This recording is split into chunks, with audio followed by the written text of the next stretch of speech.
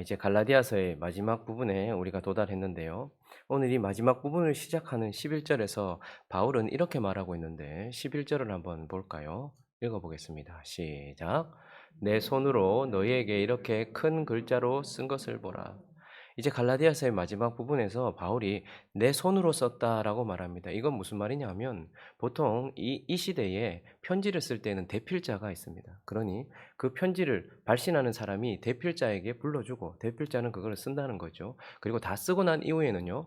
실제로 이것을 발송하는 사람, 그 사람이 서명을 하는 거예요. 자기가 친히 서명을 해서 이 편지의 진위를 확실하게 할 수 있도록 서명을 하는 것입니다. 그런데 보통은 보면 이게 누구의 것이다라고 자기의 서명만 하지만 어떨 때에는 몇 글자들을 더 첨부해서 그렇게 하기도 합니다. 그런데 오늘 이 갈라디아서 6장 마지막 부분에 이 바울은 대필자가 쓰던 것을 이제 스스로가 펜을 다시 받아서 들고서 첨가하여 몇 글자를 친히 쓰고 있다라고 말하고 있고 또 11절을 보니까 이렇게 큰 글자로 썼다라고 말하고 있어요. 여기서 큰 글자로 썼다라는 것에 대해서는 학자들의 여러 견해가 있지만 그래서 그가 아마 안질이 있어서 눈이 좋지 않았기 때문에 글자를 크게 썼을 것이다. 혹은 이 갈라디아 성도들, 어린아이와 같은 갈라디아 성도들을 좀 책망하기 위하여서 큰 글자, 너희는 크게 봐야 된다. 뭐 이런 식으로 생각하기도 합니다. 그러나 어쨌든 큰 글자라는 것은 무엇인가를 명확하게 보기 위한 강조 아니겠습니까? 그러니 지금 갈라디아서 6장 마지막 부분에서 바울은 친히 자기가 몇 글자를 첨부하면서 명확하게 볼 수 있도록 강조하여서 쓰고 있는데 그 쓴 것을 어떻게 하라고 해요? 보라라고 말하고 있습니다. 자, 그러면 우리가 방금 같이 봉독했던 이 성경 속에서 그가 친히 써서 큰 글자로 보여주는 것 무엇을 보여주고 있습니까? 무엇을 보라고 말하고 있는 것입니까? 이 마지막 부분에 결국 우리가 그가 친히 큰 글자로 쓴 것은 바울 자신의 모습인 것입니다. 바울 자신에 대하여서 그가 친히 큰 글자로 썼다라는 것이고 우리는 그가 쓴 자기 자신에 대한 이 마지막 첨언 부분을 보면서 바울의 모습을 통하여서 갈라디아서 전체가 말하고 있는 진정한 믿음으로 은혜 아래서 자유함을 얻은 그리스도인 한 사람을 보게 되는 것입니다. 그러니 바울을 통해 우리는 진정한 그리스도인, 갈라디아서가 말하고 있는 진정한 그리스도인 한 사람을 보게 되고 우리는 오늘 이 갈라디아서를 마무리하면서 이 바울을 통하여서 진정한 그리스도인의 모습을 보며 진짜 그리스도인은 어떤 표지를 가지고 있는가? 진짜 그리스도인은 어떠한 특징을 가지고 있는가? 한 세 가지 정도를 살펴보려고 합니다. 오늘 본문을 통해서 먼저 첫 번째 바울을 통해 보여지는 진짜 그리스도인의 첫 번째 표지는 바로 죽음입니다. 죽음. 자, 오늘 12절 말씀 한번 읽어 볼까요? 읽기 전에 우리가 오늘 이 마지막 부분을 바울이 명확하게 볼 수 있도록 하기 위하여서 자기 자신과 거짓 선생, 그러니 진짜 진정한 그리스도인과 거짓, 특별히 유사 그리스도인.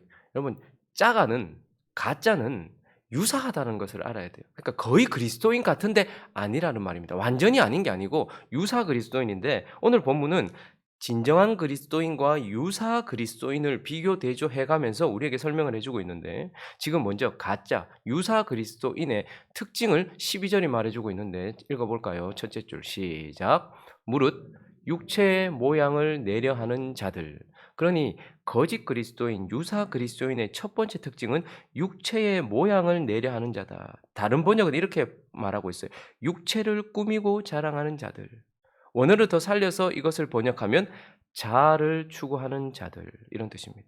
그러니까 유사 그리스도인의 특징은 기독교라는 옷을 입고 있지만 그러나 결국은 그 속에서 자아를 추구하고 있다라는 것입니다. 양의 탈을 썼지만 일이라는 것이죠. 그러니 육체의 모양을 내고 육체를 꾸미고 자신을 꾸미면서 자아를 추구하는 것 이것이 바로 유사 그리스도인의 첫 번째 특징이고 또 두 번째 특징은 13절이 말해주고 있는데 할례를 받은 그들이라도 스스로 율법은 지키지 아니하고 너희에게 할례를 받게 하려 하는 것은 그들이 또 어떻다는 거예요? 너희의 육체로 자랑하려 함이라. 그러니까 너희를 통해서 너희를 할례 받게 해서 너희를 통해서 자기 자신을 자랑하려고 한다라고 말하고 있습니다. 그러니 그들의 또 다른 특징은 자아를 추구하기도 하지만 세상적 가치를 추구한다라는 것인데 지금 그들이 너희에게 육체의 할례를 자꾸 받게 하려고 하는 이유가 뭐겠느냐? 한번 사도행전 15장 1절은 그들이 주장했던 그 표어를 우리에게 보여주고 있어요. 그들은 어떻게 주장을 하고 있냐면 어떤 사람들이 여기서 말하는 갈라디아 거짓 선생들이죠. 유대로부터 내려와서 그들은 나는 예루살렘 출신이다. 나는 야고보의 추천서를 가지고 있다. 외적인 것들을 자랑해가면서 형제들을 가르치되 그들이 뭐라고 가르칩니까? 너희가 모세의 법대로 할례를 받지 아니하면 구원을 받지 못한다라는 거예요. 그렇게 주장을 했다라는 거예요. 그러니까 이렇게 주장을 했던 그들이 정말로 사람들이 할례를 안 받아서 구원받지 못할까 봐 지금 갈라디아 성도들이나 다른 성도들에게 가서 너희 할례 받아야 된다. 이런 영혼을 구원하고 싶은 마음, 정말 저들이 지옥까지 앉기를 원하는 마음, 그런 마음, 간절한 마음으로 너희 할례 안 받으면 자기가 아는 한에서는 할례 받지 않으면 구원이 없으니까 너희 할례 받지 않으면 예수를 믿어도 할례 받지 않으면 구원 못 받아. 그러니까 너희 구원 못 받을까 봐 내가 지금 전한다. 이렇게 말하지 않고 바울은 너희에게 13절을 다시 보시면 할례를 받게 하려는 것은 그들이 너희의 육체로 자랑하려 함이라. 너희에게 할례를 해놓고 자기 자신을 자랑하려고 한다라는 것인데 이걸 어떻게 생각해 볼까? 마태복음 23장 15절을 보시면요. 예수님께서 바리새인들에게 이렇게 말했어요. 그러니 예수님 시대에도 바리새인들의 특징이 무엇이었냐면 화 있을진저 외식하는 서기관들과 바리새인들이요. 너희는 교인 한 사람을 얻기 위하여 바다와 육지를 두루 다니다가 생기면 너희보다 배나 더 지옥 자식이 되게 하는도다. 뭐 얼마나 대단한 열심입니까? 바다와 육지를 두루 다니는데 그들이 뭘 얻기 위해서? 어떤 한 영혼과 그 영혼의 구원이 아니고 자기가 생각하는 교회 출석하는 교인을 만들기 위하여 교인을 얻기 위해. 그러니까 이미 예수님 시대에도 바리새인들의 특징은 무엇이냐면 하나님의 구원이나 영적인 가치를 숫자나 수치로 인간적인 가치로 낮춰놓고 이 사람 유대교에서 말하는 것을 지키기 때문에 뭐라는 거예요? 교인이다. 내가 교인 한 사람 더 만들었다. 라고 말하면서 뭘 자랑하는 거예요? 나 자신이 숫자 하나 더 더했다. 내가 이만큼 거듭났다라고 자기들이 말하는 그러한 교인을 한 사람 더 만들었다라고 말하는 것입니다. 그와 똑같이 지금 뭐 하고 있는 거예요? 지금 이 거짓 선생들이 바울이 세워놓은 교회에 들어와 가지고 할례라는 것은 숫자를 세아릴 수 있는 머리수를 세아릴 수 있는 인간적인 모습으로 내려놨단 말입니다. 그렇게 쭉 내려놓고 내가 할례를 몇 명이나 시켰다라고 해서 뭐라고 말하는 거예요? 내 교인이 몇 명이다. 내가 몇 명이나 구원시켰다. 내가 부흥회를 하면 사람이 몇 명이나 모이고 그래서 내가 전도를 해가지고 내가 이 사람을 교인 만들었다. 그래서 이러한 가치, 세상적인 가치. 그래서 내가 몇 명이나 그냥 이 교인을 만들었다라는 것을 가지고서 뭐라는 거예요? 자기 자신을 자랑하는 거예요. 이거는 1세기 때서부터 있었지만 지금도 있습니다. 전도라는 개념을 교회에 데리고 오는 것으로 낮춰놓고 그리고 거듭남이라는 개념을 마치 뭐 하나 종이 내면 그 사람이 진짜 거듭난 것처럼 말하면서 오늘 몇 명 등록했다. 몇 명이나 교인이 됐다. 우리 교회에 몇 명이나 성도가 있다. 라고 말하면서 결국은 뭐라는 거예요? 자기 자신을 자랑하는 것입니다. 그래서 내가 이만큼 성도를 만들었다라고 말하면서 세상에 있는 세속적인 기관, 그러니까 기업이나 이윤을 추구하는 기관들이 그렇게 하는 것도 하나님은 세속성을 별로 좋아하시지 않는데 영적인 부분에 있어서 어떻게 해요? 세상적인 기준을 추구하는 거예요. 여러분 성도가 몇 명인지 명확하게 알 수 있습니까? 내가 성도를 만들어낼 수 있습니까? 그런데 지금 이들은 할례라는 명확하게 눈에 보이는 것을 가지고서 내가 할례 몇 명 시켰다. 벌써 내가 가는 곳곳마다 하나님의 역사를 일으키는 나는 그러한 자다라고 자기 자신을 너희의 할례 받은 그것을 통해 자기 자신을 자랑하려 한다라고 말하면서 세상을 추구하는 것, 특별히 더 가증하게 영적인 부분에 있어서 세상을 추구하는 것, 세속적인 가치를 추구하는 것. 여러분 이건 1세기 교회만 그랬던 게 아니고 지금 21세기도 그러합니다. 내가 우리 교회에 이번에 몇 명이나 이렇게 해가지고 몇 명이나 등록을 해서 숫자가 몇 명이다. 그래서 결국 뭘 하는 거예요? 자기 자신을 자랑하는 것이죠. 그래서 유사 그리스도인들의 특징은 자아를 추구하고 그 자아가 세속적 가치, 세상을 추구한다라는 특징을 가지고 있어요. 그러나 진짜 그리스도인, 오늘 바울을 통해서 보이는 진짜 그리스도인의 표지는 무엇입니까? 14절을 읽습니다. 14절 읽어볼까요? 14절 시작. 그러나 내게는 우리 주 예수 그리스도의 십자가 외에 결코 자랑할 것이 없으니. 자, 먼저 유사 그리스도인들은 그래. 그러나 내게는 뭐밖에 없대요? 우리 주 예수 그리스도의 십자가 외에 결코 자랑할 것이 없다. 그는 십자가를 자랑하고 있어요. 그런데 여기서 자랑하다라는 단어는 이렇게 하는 것이 아니고 자랑하다라는 이 단어의 뜻은 신뢰하다, 기뻐하다, 열정을 가지고 열심을 내다, 열중하다, 사로잡히다 이런 뜻입니다. 그러니까 진짜 그리스도인은 십자가에 사로잡혀 있다 이 말입니다. 십자가를 신뢰한다, 십자가를 기뻐한다라는 것. 십자가는 결국 무엇이죠? 예수와 함께 죽은 나의 죽음을 의미하는 것입니다. 그러니까 진짜 그리스도인은 십자가만 신뢰하고 십자가에 사로잡혀서 자아를 추구하는 것이 아니라 자아의 죽음을 받아들이는 것입니다. 왜요? 하나님의 율법에 의하여 철저하게 내 자아가 부패했다라는 것을 깨달았기 때문인 것입니다. 또한 하나님의 율법에 의하여 철저하게 내 자아가 무능하여서 나의 어떠함으로도 내가 할례를 받든 내가 성례를 행하든 내가 무엇을 하든 나는 구원을 받을 수 없는 자라는 것을 철저하게 깨달았기 때문에 그러한 나의 자아에 대하여서 더 이상 추구하지 않고 죽음, 십자가에 사로잡힘으로써 자기 자신의 죽음이 역사하는 것, 이것이 바로 진짜 그리스도인의 특징인 것이고 표지인 것입니다. 그리고 14절을 다시 보시면 결코 자랑할 것이 없으니 그 이후부터 읽어볼까요? 시작. 그리스도로 말미암아 세상이 나를 대하여 십자가에 못 박히고 내가 또한 세상을 대하여 그러하니라. 자기 자신을 추구하던 것에서부터 십자가로 인하여서 더 이상 자기를 추구하지 않는 그러한 자가 되고 또 한편 세상적 가치, 세상을 추구하지 않는다. 더 이상 나는 세상에 대하여, 세상은 나에 대하여 십자가에 못 박혔다. 그러므로 자기에 대하여 반응하지 않고 세상에 대하여 반응하지 않는 자다라고 말하고 있습니다. 그러니 갈라디아서 전체가 말하고 있고 그리고 마지막 부분에 바울이 친히 큰 글자로 기록하여서 말해주고 있는 진정한 그리스도인은 바로 자아와 세상적 가치에 대하여 죽음으로 반응하고 있는 죽음이 역사하고 있는 자, 그가 바로 진정한 그리스도인이다라는 것입니다. 근데 교회 안에 교회가 시끄럽고 교회가 어려운 이유, 계속 다툼이 일어나는 이유는 뭐죠? 십자가만 자랑하는 것이 아니라 계속 교회 안에서 영적인 영역 안에서 세상적 가치를 추구해요. 자기를 추구하고 자아를 추구하고 세상적 가치를 계속 추구하고 교회가 그래서 이게 기업인지 교회인지 알지 못할 만큼 그렇게 세상적 가치를 추구하고 있는 것, 이것이 문제죠. 이거 가짜입니다. 그가 목사든 그가 장로든 그가 권사든 그가 집사든 그는 가짜 그리스도인, 유사 그리스도인이라는 것입니다. 그리고 두 번째, 바울을 통하여 보여주는 진정한 그리스도인의 표지는 바로 생명이다라는 것입니다.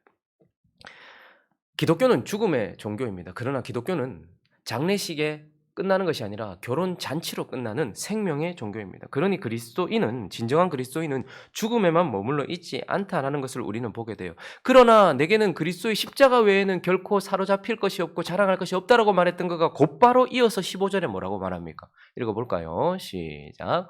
할례나 무할례나 아무것도 아니로되 오직 새로 지으심을 받은 것만이 중요하니라. 그가 죽음이 내게 있다라고 말함과 동시에 곧바로 이어서 하는 말은 뭐냐 하면 오직 새로 지으심을 받은 것만이 중요하니라. 할례 받았냐 안 받았냐 이것보다 더 중요한 건 새로 지으심을 받은 것이라고 말하고 있습니다. 새로 지으심을 받은 것을 더 쉽게 우리가 잘 아는 표현으로 한다면 새로운 피조물이 되는 것이 중요하니라. 더 한 걸음 나가면 새 생명을 가진 자가 되는 것이 중요하니라, 이런 뜻입니다. 그러니까 진정한 그리스도인은 나를 더 이상 추구하지 않고 세상을 더 이상 추구하지 않는 죽음이 역사함으로써 하나님께서 내게 새로운 피조물이 되게 하시고 새 생명을 주셔서 그것을 가지고 있는가 하는 표지를 분명히 보여준다라는 것입니다. 유사 그리스도인들은 자아를 그들에게는 죽음이 역사하지 않습니다. 그 부패한 자아가 계속해서 추구되고 있어요. 그리고 또 한편은 뭐죠? 인간의 힘으로 생명을 만들어 보려고 하고 생명력을 만들어 보려고 해요. 그래서 이 거짓 그리스도인들이 뭐랍니까? 인간의 몸에다가 겉에다가 할례를 행함으로써 그들이 구원을 받고 생명을 얻는다라고 말했어요. 여러분, 인간이 외적인 것에 상처를 좀 낸다고 해서 그에게 생명을 줄 수 있습니까? 가톨릭은 뭐라고 말합니까? 성경을 왜곡하여 만든 인간이 만든 7가지 성례가 그들에게 생명을 준다라고 말하고 있어요. 여러분, 인간이 외적인 것에 상처를 내든 프로그램에 집어넣든 생명을 만들어낼 수 있습니까? 그러면 그 가톨릭에서부터 이거 잘못됐다라고 해서 나온 개신교는요, 인간이 만든 성경 속에 있는 뭐라는 그런 프로그램들을 가지고서 마치 그 사람이 의롭게 되고 생명이 되어질 수 있을 것처럼, 생명을 만들 수 있을 것처럼 그렇게 말하면서 우리 교회에서 하는 프로그램 안에 들어오기만 하면 전도가 되고, 우리 교회 안에 들어오기만 하면 다 잘하게 되고, 그러면 인간이 만든 그 무엇이 생명을 만들어낼 수 있냐 말입니다. 그거는 가짜 유사 그리스도인들의 특징이고, 진정한 그리스도인은 자아를 십자가로 넘겨서 죽음이 역사할 때에 하나님께서 새 생명을 새로운 피조물이 되게 하시고, 하나님께서, 그러니 할례는 인간이 육체에다가 낸 그 무엇이라면, 새 생명은 하나님이 우리 안에 주신 새로운 피조물로 만드시는 새 생명을 가지게 하는 것입니다. 그러므로 고린도서 5장 7절에 이렇게 말하고 있죠. 17절요. 시작. 그런즉 누구든지 그리스도 안에 있으면 새로운 피조물이라. 이전 것은 지나갔으니 보라 새 것이 되었다.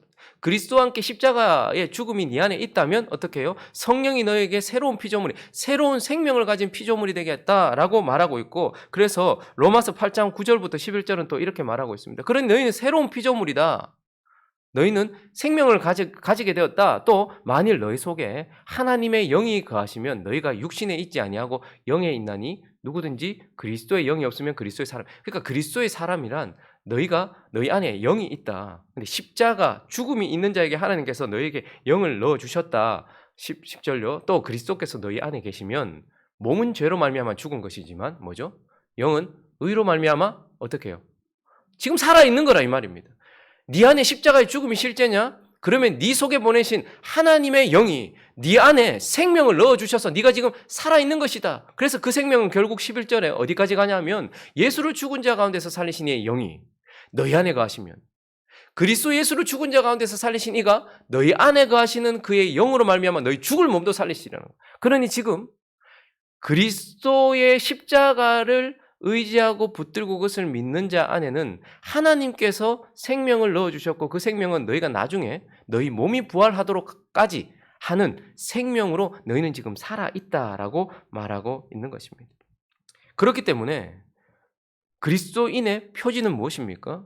십자가로 인한, 자기가 자기 자신을 죽는 거 말고요, 자기가 자기 자신을 죽이는 거 말고요, 그리스도와 함께 죽는 죽음, 그 죽음이 표지로 있어야 되는 거예요. 그래서 어떤 모습으로 나타나면 자아를 더 이상 추구하지 않아요. 세상을 더 이상 추구하지 않아요. 그렇게 순간적으로 넘어갔다가도 정신을 차리고 다시 돌아온단 말입니다. 그러나 죽음이 끝이 아니고 우리는 생명이 지금 우리 안에서 역사하고 있다라고 말하고 있는 것입니다. 그래서 새로운 피조물이 되었다는 것은 우리의 겉이 바뀌었다는 것이 아니라 그것은 최종 결과겠죠. 우리 안이 바뀌었다는 거예요. 우리 안에 생명이 여전히 있다라는 거예요. 그래서 그 생명의 표지는 무엇으로 드러납니까? 갈등으로 드러나는 거예요. 계속해서 우리 안에 싸움이 있는 거예요. 육신과 싸우고 세상적 가치와 싸우는 갈등으로 드러나고, 또 변화로 드러난단 말입니다.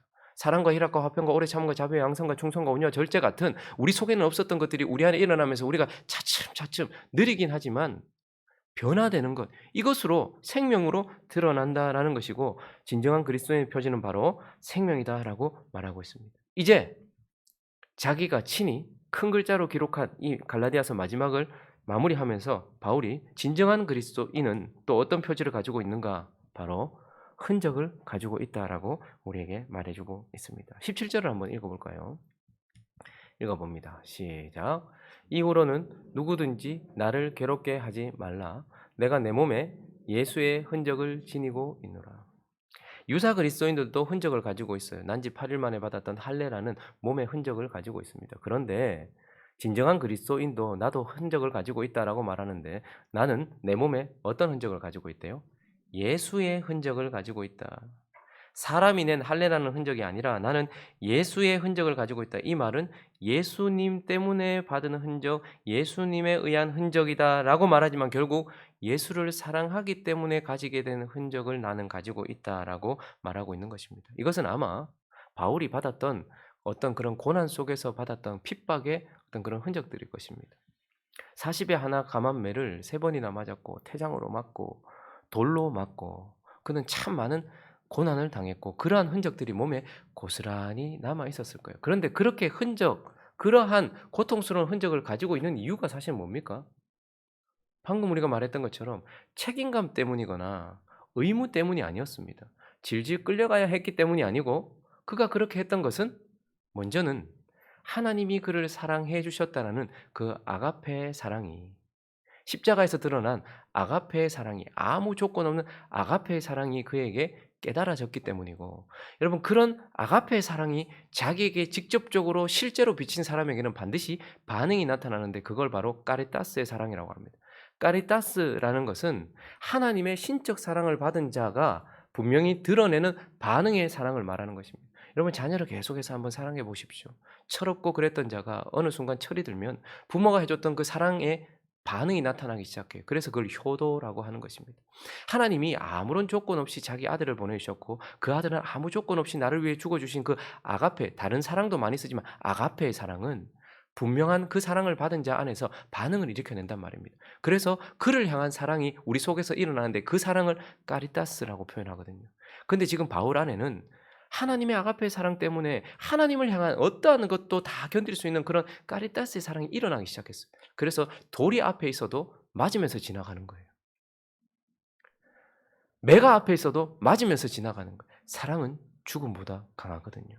그래서 바울이 주를 사랑했기 때문에 지금 그가 걸어오는 모든 순간 그의 속에 지금 이러한 예수의 흔적이 내게 남겨져 있다라고 말하면서, 진정한 그리스도인은 거기에 진짜로 채찍질한 외적인 모습이 있냐 없느냐, 그것이 중요한 것이 아니고, 예수를 사랑하기 때문에 내 몸과 마음에 새겨진 흔적들이 있다라는 것입니다. 유대교만 믿어도 할례라는 흔적을 가지는데, 예수를 믿는데 그런 흔적이 없겠습니까? 우리 안에도 그러한 우리의 영혼과 육체에 그러한 흔적들이 있게 될 것이다라고 말하면서, 바울은 자기 자신을 들어서 진정한 그리스도인은 죽음이 역사하고, 진정한 그리스도인은 내가 죽음이 역사하니 하나님이 내게 주신 생명이 역사하더라.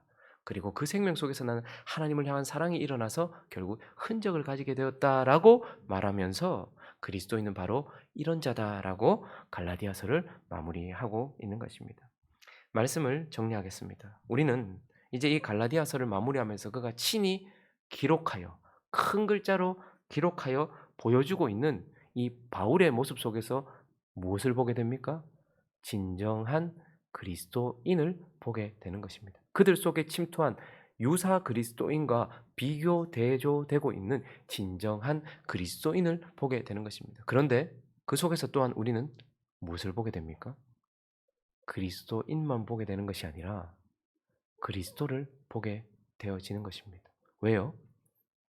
그 바울과 그 바울이 보여주는 그리스도인과 같은 표지가 그리스도에게도 있기 때문입니다. 그리스도는 십자가에 죽으셨던 죽음이 역사하신 분이십니다. 그런데 그가 우리를 위하여 십자가에서 죽으셨을 때에 무덤에서부터 일으키시는 하나님의 영이 그를 일으켜서 그를 살리신 생명의 포지, 그리고 지금도 살아 계시는 생명이 그에게도 있고, 그리고 그 살아계신 그분에게는 우리를 사랑하셨던 아가페의 사랑의 흔적을 가지고 있는 것입니다. 그러므로 진정한 그리스도인이란 이러한 그리스도와 같이, 그리스도와 같은 모습으로 죽음이 역사하여 더 이상 자아를 추구하거나 세상을 추구하지 않고 그리스도와 하나님 나라를 추구하는 자, 그리스도와 같은 자다라고 말하고 있고, 그리스도와 같은 생명을 가지고서 지금 그 흔적 안에서 살아가고 있는 자다라고 말씀하는 것입니다. 원하기는 저와 여러분이 오늘 이 마지막에 기록된 바울과 같이, 그래서 바울을 통하여 보여주는 그리스도인과 같이 그리스도와 같은 모습으로 우리에게도 죽음의 역사가 먼저 나타나고, 그랬더니 하나님이 주시는 생명의 역사가 나타나서 우리 속에 주를 사랑하는 흔적 가득 안고서 마지막 날 주님 앞에 서서 잘했다, 착하고 충성된 종아, 사랑한다 내 아들이라 라고 안아주시는 그 하나님 앞에 설 수 있는 저와 여러분 되시기를 예수 그리스도의 이름으로 축원합니다.